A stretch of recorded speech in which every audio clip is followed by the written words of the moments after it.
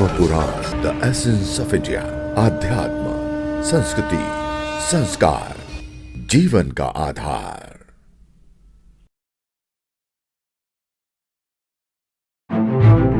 क्या ईश्वर का कोई रूप होता है?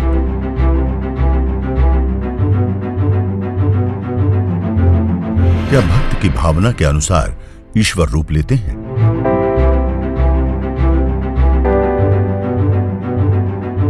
सबके अलग अलग भाव क्यों हैं?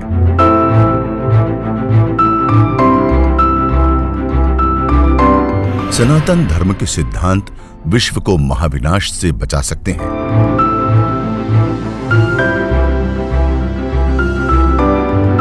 मित्रों, धर्म पुराण में आपका स्वागत है। आज हम सनातन धर्म के एक ऐसे सिद्धांत पर चर्चा करेंगे जिसकी मिसाल दुनिया में कहीं नहीं मिलती। सनातन धर्म के अनुसार परमपिता परमेश्वर या ब्रह्म का कोई रूप नहीं है। सनातन धर्म के अनेक ग्रंथों ने इस बात को कहा गया है। महाकवि तुलसीदास ने इसे बहुत सरल और सुंदर तरीके से न केवल कहा है, बल्कि इसके बहुत प्रामाणिक उदाहरण भी दिए हैं। ईश्वर के विश्व रूप का वर्णन करते हुए वो कहते हैं कि वो बिना पैरों के चलता है, बिना कान के सचंतक है, बिना हाथों के सब काम करता है, बिना मुंह के सभी वस्तुओं का सेवन करता है और बिना वाणी के सब कुछ बहुत स्पष्ट बोलता है।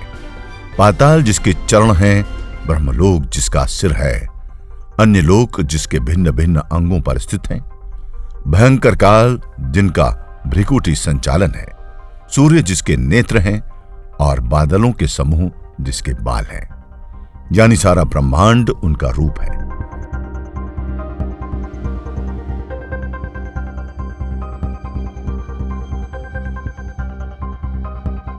ये बात कुछ और धर्मों में भी अलग अलग शब्दों में कही गई है, लेकिन सनातन धर्म ये मानता है कि यही निराकरण निर्गुण ईश्वर भक्तों के हित में समय समय पर साकार रूप भी लेता है। वो दशरथ के आंगन में भी बाल रूप में खेलता है और वृंदावन में एक मटकी छाछ के लिए गोपियों के इशारे पर नाचता भी है।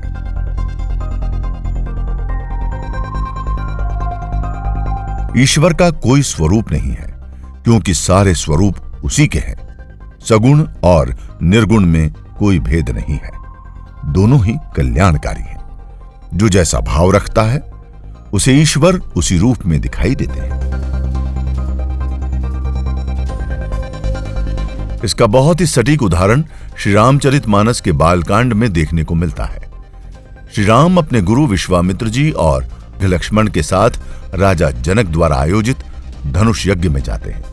यह बहुत गूढ़ और रहस्यमयी घटना होती है, जहां तुलसी लिखते हैं कि जिनकी रही भावना जैसी, प्रभु मूरत तिन देखी तैसी।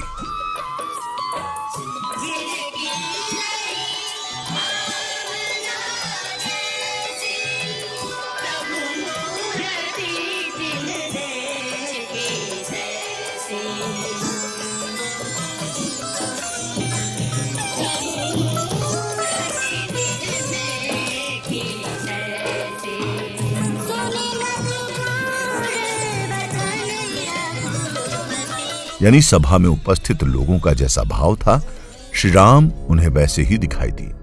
वीर राजाओं को वो वीर रस का साकार रूप, कुटिल राजाओं को वो बहुत भयानक दिखे। सभा में जो राक्षस भेष बदल कर बैठे थे, उन्हें श्री राम प्रत्यक्ष काल के समान और नगरवासियों को वो मानवों के भूषण दिखाई दिए। स्त्रियों को वो उनके भावों के अनुरूप दिखाई दिए। उन्हें वो श्रृंगार रस की मूर्ति लगे। श्री राम विद्वानों को विराट रूप में दिखे तो योगियों को परम तत्व के रूप में दिखे। इस प्रकार जिसका जैसा भाव रहा, प्रभु उसको उसी रूप में नजर आए।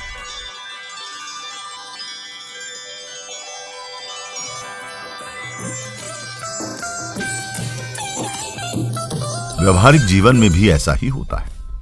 जो व्यक्ति जिस भाव या रूप में ईश्वर का ध्यान करता है, वो उसी रूप में दर्शन देते हैं। श्री कृष्ण ने श्रीमद् भगवद गीता में कहा है कि मुझे जिस रूप में भजता है, मैं उसी रूप में भजता हूं।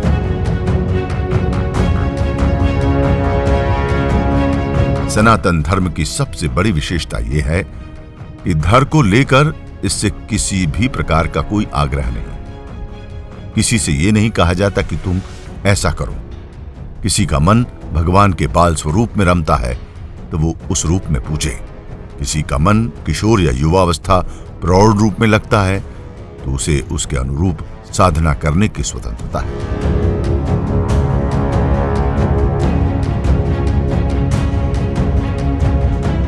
कोई अगर ईश्वर की निर्गुण रूप से आराधना करता है तो खुशी से करे। कोई यदि ईश्वर को नहीं भी माने तो सनातन धर्म में उसकी भी अवहेलना नहीं है। इतनी उदारता का कारण यह है कि हमारे ऋषि जानते हैं कि सारे रूप एक ही परम सत्ता के हैं। कोई किसी भी विधि से साधना करे, अंत में अनुभव एक ही होगा।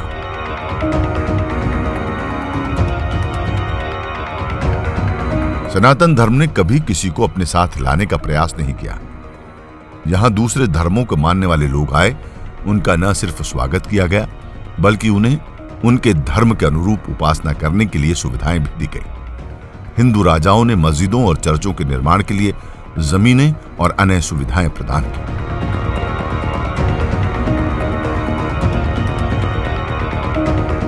सनातन धर्म सभी धर्मों, पंथों और उपासना पद्धतियों का समान रूप से आदर करने की शिक्षा देता है। एक और महत्वपूर्ण बात यह कही गई है कि जो भी व्यक्ति अपनी उपासना पद्धति का ईमानदारी से पालन करता है उसी किसी दूसरी उपासना पद्धति के दोष दिखाई नहीं देते। जो अपने धर्म का पूरी निष्ठा से पालन करता है उसे दूसरे धर्मों से द्वेष नहीं होता। इसमें ऐसा नहीं कहा गया है कि सिर्फ हमारे धर्म को मानने वाले लोगों को स्वर्ग या ईश्वर की प्राप्ति होगी और बाकी धर्मों को मानने वाले नरक में जाएंगे।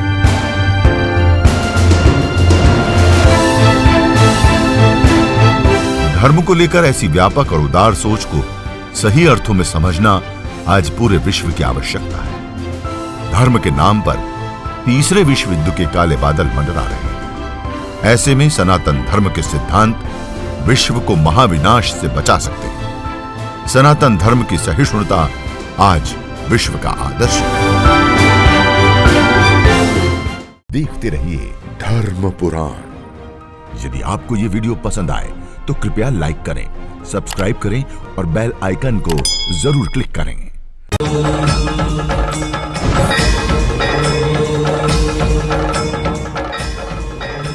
धर्म पुराण, द एसेंस ऑफ इंडिया। आध्यात्म, संस्कृति, संस्कार, जीवन का आधार।